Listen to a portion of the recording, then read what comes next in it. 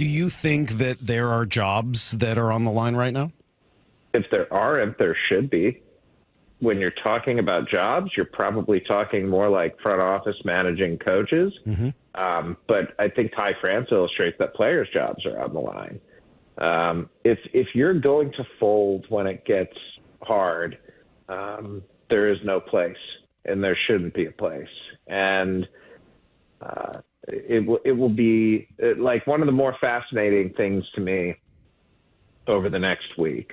We'll be seeing how the Mariners reshape their roster, because I feel like that is what they need to do. And reshape is like, that's a hard thing to do on the fly. That is a hard thing to do when you have an eye on the future too, and recognize that you have a great farm system. And that's why, to me, the criticism that's levied at the Mariners front office for not putting together a representative offense is completely warranted. But this isn't like a lot of other organizations that are trying to win and doing so at the expense of their farm system. If the Mariners farm system was a tire fire right now, then I think, training the eye on that front office and saying, what you've done on the offensive side at the big league level is not good enough. And, we need to consider looking in another direction. But where they are with their farm system, where they are with pitching development, with the things that they have figured out how to do well, I don't see how you can do that. I just think that it's easy to get caught up in the right now and how bad it is.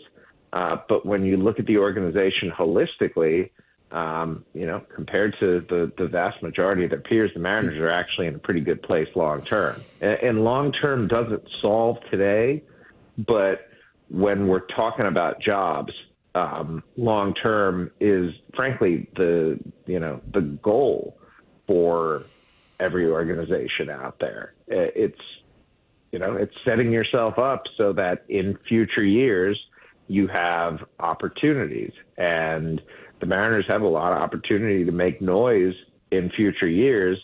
It's just the noise that they're making right now is a whimper. So Jeff Passan here with us, as he is every Tuesday. Do you trust them to trade a Felny and Celestine, a Harry Ford, Colt Emerson? Do you trust them to trade those valuable pieces based on the veteran acquisitions of the last 2 or 3 years? I don't think they've made that kind of a deal, Brock, where they trade a big name or a big time prospect. So I don't know how that's going to turn out. Clearly, the evaluation that they've had is through the prism of, we have X amount of dollars, right? And we're going to go out and try to maximize that.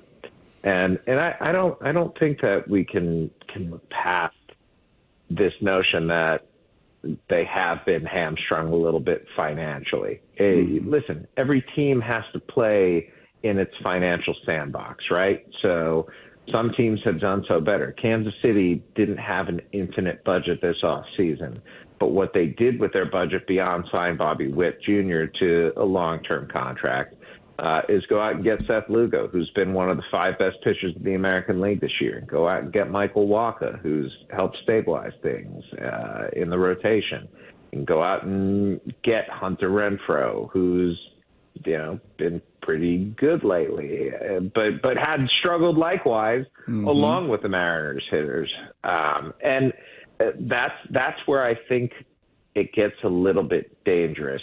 If you don't have the ability to go out with limited finance and put together the type of team that you need to, clearly you're missing on some things. And that's part of the job. You can't sit here and blame everything on ownership. At some point, it's just a brass tack situation. The reality is that you have this much money. It's still incumbent on you to do something with it and to put together something worthy of this pitching staff, and they have failed.